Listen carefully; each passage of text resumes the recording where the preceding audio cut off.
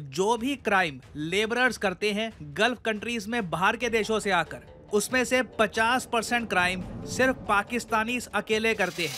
यानी कि 7 अरब देशों ने पाकिस्तानियों को निकालना शुरू कर दिया है। हम टैक्स पेयर मिडिल क्लास के लोग क्या चाहते हैं? सुरक्षा। हमें सरकार के विकास के साथ तब सरोकार होगा जब हम जिंदा रहेंगे भाई। नमस्कार, नमो नारायण।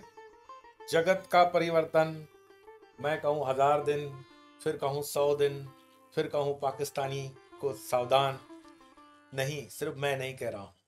इस समय पूरा विश्व त्राहिमाम पुकार रहा है पाकिस्तानियों के त्रास से, पाकिस्तानियों की परेशानियों से। और आपसे जब मैं ये बात कर रहा हूं तो उसका प्रमाण भी साथ में दूंगा कि प्रशांत धवन का वीडियो, अगर आप पूरा लिंक में मैंने दिया हुआ है, देखिए, उसकी जो क्लिपिंग है उससे आप समझेंगे। गल्फ नाउ, जब मैं कहता हूं गल्फ, तो हम इन देशों की बात कर रहे हैं जहां पे ज्यादातर इंडियंस जाते हैं काम करने के लिए। इन कंट्रीज को हम कहते हैं गल्फ। तो हाल ही में पाकिस्तान की ही एक रिपोर्ट ने ये ओपनली कहा है कि जो गल्फ देश है ये पाकिस्तानी लेबरर्स नहीं चाहते। यूएई, सऊदी अरेबिया और कई और गल्फ कंट्रीज कंप्लेन कर रहे हैं कि पाकिस्तानी वर्कर्स यहाँ पे आके बेगर्स बन जाते हैं, क्रिमिनल्स बन जाते हैं। और आपको बताता हूँ एक बहुत ही इंटरेस्टिंग फैक्ट, जो भी क्राइम लेबरर्स करते हैं गल्फ कंट्रीज में बाहर के देशों से आकर, उसमें से 50% क्राइम सिर्फ पाकिस्तानी अकेले करते हैं। कि पूरे जीसीसी कंट्रीज ने, यानी कि 7 अरब देशों ने पाकिस्तानियों को निकालना शुरू कर दिया है। रीजन क्या है?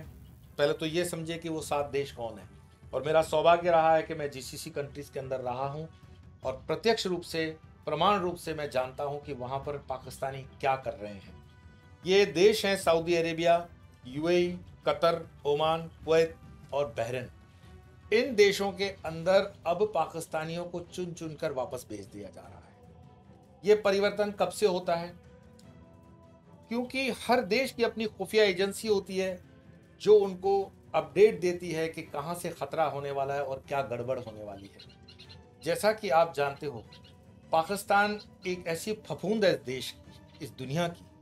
पाकिस्तान एक ऐसा फंगल देश है जो पूरे दुनिया में इन्फेक्शन फैला रहा है। जितने भी आतंकवादी इस्लाम के नाम से निकलते हैं वो पाकिस्तान से जुड़े हुए उनके तार होते हैं। आपको ये भी विचार करना चाहिए कि पाकिस्तान की आईएसआई जीसीसी के इन 7 देशों के अंदर इस तरह का कोई करतब क्यों दिखाना चाहती है, सत्ता परिवर्तन का? क्योंकि जीसीसी के जो संसाधन है वो करीब करीब 3.6 ट्रिलियन डॉलर के हैं, मतलब 3.5 ट्रिलियन की वो इकोनॉमी है। पूरे संसाधन पेट्रोल के हैं। अगर इस समय पाकिस्तान की आईएसआई को उन देशों के संसाधन मिल जाते हैं, जमीनें मिल जाती हैं, पोर्ट्स मिल जाते हैं, क्योंकि पाकिस्तानी तो वहां पे भरे पड़े हैं ही, और साथ साथ में इस्लामिक इसके खुद के विनाशकारी अस्त्र शस्त्र, तो दुनिया में इस्लाम के नाम पर पाकिस्तान वो पहला देश होगा जो त्राहिमाम करेगा। इसीलिए आप देखते हो कि कई मुस्लिम कंट्री भी पाकिस्तान को साथ नहीं दे रहे हैं, क्योंकि पाकिस्तान उन मुस्लिम देशों के लिए भी अब लाइबिलिटी होता जा रहा है। उन मुस्लिम देशों के लिए भी पाकिस्तान फफूंद है, फंगस है, क्योंकि उसकी मानसिकता सिर्फ विध्वंसक है, सिर्फ विनाश की है, सिर्फ डिस्ट्रक्टिव है और सिर्फ नुकसान करना। और मज़ेदार बात यह हो गई कि इतिहास के अंदर जब ईरान के अंदर वो इंसिडेंट होता है, इस्माइल हानिया जी को मार दिया जाता है, तो उसके विषय में काफ़ी एक्सपर्ट्स अभी विचार कर रहे थे कि किसने मारा, कैसे मारा, क्या मिसाइल लगी, क्या बम ब्लास्ट हुआ। इजराइल जवाबदारी नहीं ले रहा है, लेकिन इजराइल उसका खंडन भी नहीं कर रहा है, इजराइल समर्थन भी नहीं कर रहा है। वहाँ पर एक वीडियो आता है पाकिस्तान में बैठे अजहर मसूद का।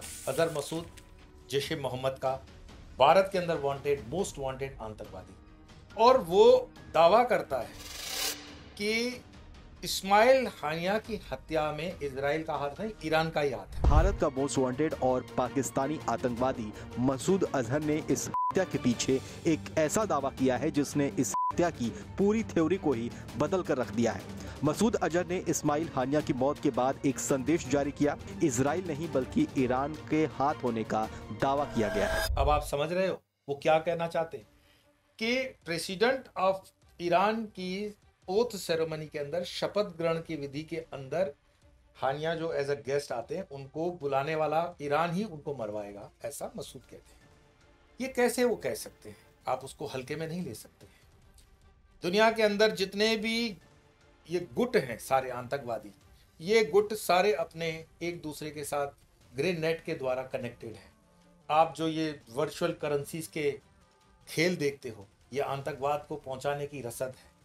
पूरे दुनिया के अंदर मुस्लिम ब्रदरहुड नाम की जो संस्था है, ये संस्था हलाल के द्वारा सर्टिफाइड चीज़ों का जो फंडिंग उसको मिलता है। भारत के अंदर हलाल भी एक बहुत बड़ा एपिसोड लोगों ने बनाए हैं, काफ़ी जानकारियां दी हैं, लेकिन अभी भी भारतीय इसमें सोए हुए हैं, उनको कुछ पता ही नहीं पड़ रहा है कि हलाल आखिर क्या चीज़ है। हलाल एक विश्व स्तर पर देखा जाए तो पूरे इस्लाम के टेररिज्म को फंडिंग करने का भी एक रास्ता है। मैं ये नहीं कहता हूँ कि सिर्फ उससे इस्लाम से मतलब टेररिज्म होता है, लेकिन ब्रदरहुड जो ये फैलाता है उसको फंडिंग इन्हीं प्रोडक्ट्स के द्वारा, कलेक्शन के द्वारा होती है। तो ख़ास जीसीसी कंट्रीज़ ने इस्लाम के इस धुरंधर पाकिस्तानियों को क्यों निकाला, जो अपने आप को इस्लाम की धरोहर मानते हैं, तो उनको निकालने का रीज़न क्या है?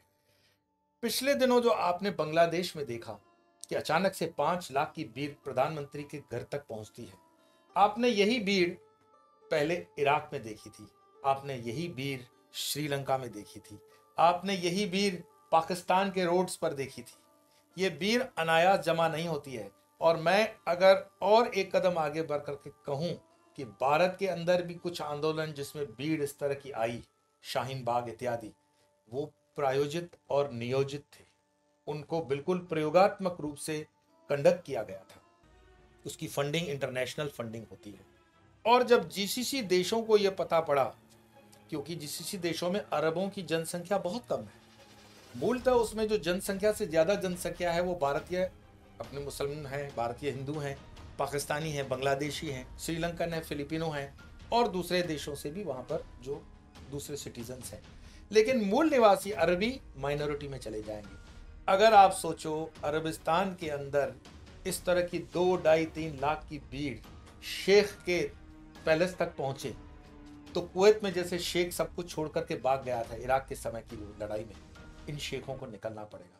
तो इंटेलिजेंस ने उनको रिपोर्ट दी कि पाकिस्तानी आईएसआई अपने ही पाकिस्तानियों को इसी तरह मॉब मेंटेन करते हुए कूप करवाना चाहती है। और एक साथ एक देश पर अगर कब्जा हो जाता है पाकिस्तान की आईएसआई का, तो सारे संसाधनों पर आईएसआई का कब्जा हो जाता है। आप समझ सकते हो, मैं कह चुका हूं, आईएसआई एक देश की खुफिया एजेंसी नहीं है। आईएसआई कुछ खतरनाक आतंकवादी या आतंकवादी प्रवृत्तियों को समर्थन देने वाली मनोवृत्ति वाले लोगों का संगठन है। ये इंटरनेशनल वो टेररिज्म ग्रुप है जो पूरे दुनिया के अंदर न धर्म को जानता है, न दीन को जानता है, न मानव को जानता है। उसका सिर्फ और सिर्फ एक ही काम है कि उस देश के अंदर आतंकवाद फैलाकर, दंगे फैलाकर किसी तरह से उस देश को अस्त व्यस्त करना। तो क्या हम पाकिस्तान की आईएसआई को इतना मजबूत मानते हैं, आप पूछोगे?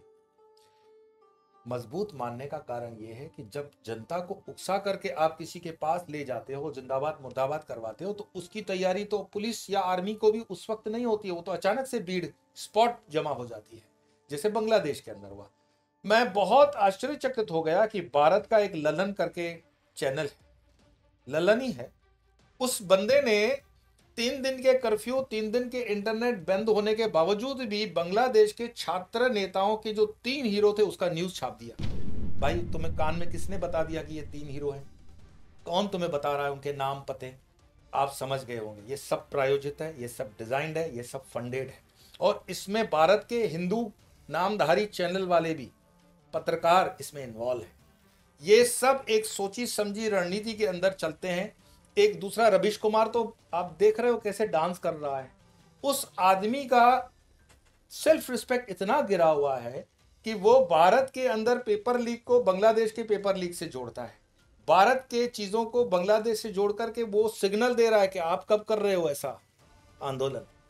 तो ये देश के अंदर अराजकता फैलाने की सुनियोजित नीति है। मुझे बड़ा दर्द होता है ये कहते हुए कि भारत का गृह मंत्रालय कर क्या रहा, और गृह मंत्रालय के गृह मंत्री हमारे अमित शाह जी हैं, जिन्होंने कश्मीर से अंदर वो नापाक 370 हटाया था। ऐसे पत्रकार जो देश के हितों के विरुद्ध काम कर रहे हो, उनको तुरंत गिरफ्तार करना चाहिए। आप भारत के किसी केस को बांग्लादेश के केस से जोड़ करके कहना क्या चाहते हो? आपका इरादा क्या है? इस तरह के लोगों को सख्ती से पेश आया जाए क्योंकि आम टैक्स पेयर हिंदुस्तान का क्या चाहता है? शांति, अमन, सौहार्द। भारत का मुसलमान भी भारत के साथ वफादार है। अगर भारत के अंदर कोई दंगा फसाद कर रहा है तो वो कौन है? मैंने बताया 2 से 2.5 करोड़ पाकिस्तानी इस समय भारत के अंदर हैं, और एक अनुमान ये भी है तो 1.5 से 2 करोड़ बांग्लादेशी भी भारत के अंदर हैं। तो ऐसे 5 करोड़ लोग अगर उपद्रवी माने जाते हैं तो हम ये नहीं कह सकते हैं कि ये भारत के मुसलमान हैं। नहीं, ये पाकिस्तान के हैं, बांग्लादेश के हैं। उनको चिन्हित किया जाना चाहिए और उनके पास जो डुप्लीकेट या आधार कार्ड या जो भी कागजात हैं, सरकार उन पर गहरी नजर रखे। हम टैक्स पेयर, मिडिल क्लास के लोग क्या चाहते हैं? सुरक्षा। हमें सरकार के विकास के साथ तब सरोकार होगा जब हम जिंदा रहेंगे भाई, शांति से रहेंगे। हम विकास कर किसके लिए रहे? ये ब्रिजेस, ये सारी फैक्ट्रीज, ये सारा इंफ्रास्ट्रक्चर हम किसके लिए कर रहे हैं?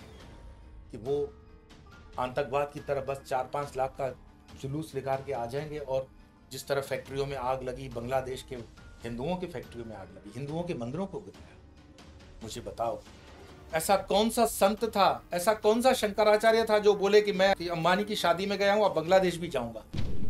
जाओ, हिंदुओं को जरूरत है तुम्हारी वहां पर। अरे कम से कम एक स्टेटमेंट तो कर सकते थे कि ये जो हो रहा है गलत हो रहा है, सरकार को मेमोरेंडम दे देते। राम मंदिर में जाने की आप लोगों को फुर्सत नहीं है क्योंकि उसको आपने राजनीतिक मुद्दा बना दिया। लेकिन बांग्लादेश का हिंदू क्या हिंदू नहीं है? उस हिंदू के लिए अगर आपके दिल में कोई धड़कन नहीं धड़कती है तो आप ये भगवा पहनने के लायक भी नहीं। मैं मानता हूं इस समय बांग्लादेश के हिंदुओं को सबसे पहली जरूरत है मानसिक रीत से समर्थन देने की। बाकी सरकार से भी एक निवेदन संतों के माध्यम से मैं भी कर रहा हूं कि हम जो बेस्ट से बेस्ट करना चाहते हैं या कर सकते हैं उसको करें। लेकिन मुख्य बात आती है हमें सतर्कता कहाँ रखनी है? पाकिस्तानी घुसपैठियों से, बांग्लादेशी घुसपैठियों से। ये वो लोग हैं जो मौके का फायदा उठा करके कभी भी भीड़ जमा कर लेते हैं, कभी भी किसी चीज को ट्रिगर कर देते हैं।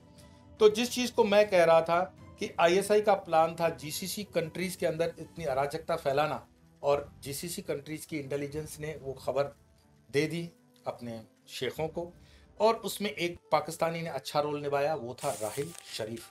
ये राहिल शरीफ सेना का अध्यक्ष रह चुका है पाकिस्तान का, आप गूगल करके देख लेना। और इस समय सऊदीया के निजी सेवाओं में, वो शेख के सुरक्षा सेवाओं में वो कार्यरत है।